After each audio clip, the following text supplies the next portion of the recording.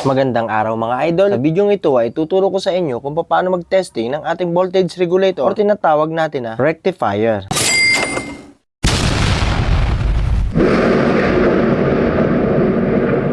At dito sa pag-test natin ay malalaman natin kung okay pa or sira na ang ating voltage regulator. Ang pangunahing kailangan natin ay ang battery. And next naman is yung ating test light.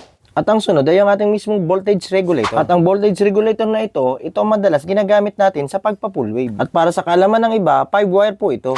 Meron po itong color red, white, at minsan naman itong white na ito ay color pink. Depende sa brand ng ating mga voltage regulator. At ang pangatlo ay itong color yellow. At ang pang-apat ay itong green. Ang green na ito ang nag-iisang ground or negative supply. At itong color black naman ang pinakapanghuli at pinakapanglima sa lahat ng wire. At dito ay umpisa na nating i-testing ang ating voltage regulator kung malaman natin kung ito baba ay okay pa. At kung makikita ninyo, ito pong aking ginagamit ay ang test light. At ang isang linya nito ay i-connect natin sa negative supply. At itong kabilang linya naman ng ating test light, i-connect natin dito ang color red na positive supply. At i-connect naman natin itong color white sa positive connection ng ating battery. At kung mapapansin din nyo, ilaw na po ang ating test light. At ang susunod naman ay tatap natin sa ating positive connection ng ating battery. Ay ito namang color yellow. At dito ay umiilaw ulit ang ating test light. Sinyalis siya na goods at okay pa ang ating voltage regulator. At dito ay susunod ko naman itong color black at dapat ito ay hindi iilaw. At dito nga ay sinyalis din yan na okay pa at goods ang ating voltage regulator. At hindi pa dyan natatapos ang ating pagtitesting ang ating voltage regulator. At dito inalis ko na ang red wire sa kabilang linya nitong ating test light. At itong black naman ang i-connect natin dito na kanina ay red ang nakalagay dito. At ang sunod na gagawin natin ay same procedure pa rin gaya kanina. At ang tatlong wire na natitira ay i-connect natin sa positive connection ng ating battery. At palaging tatandaan dapat hindi iilaw itong ating test light. At dito nga mapapansin po ninyo yung red, yellow at white ay hindi talaga iilaw kapag idinikit natin yung kanilang wire sa positive connection ng ating battery. Sinyalis po yan na goods at okay ang ating voltage regulator. At kung umabot ka sa punto ng video ito at may natutunan ka, paki-like and share naman, paki-follow na rin para masaya. Big shout out nga pala sa mga idol ko na palaging nanonood.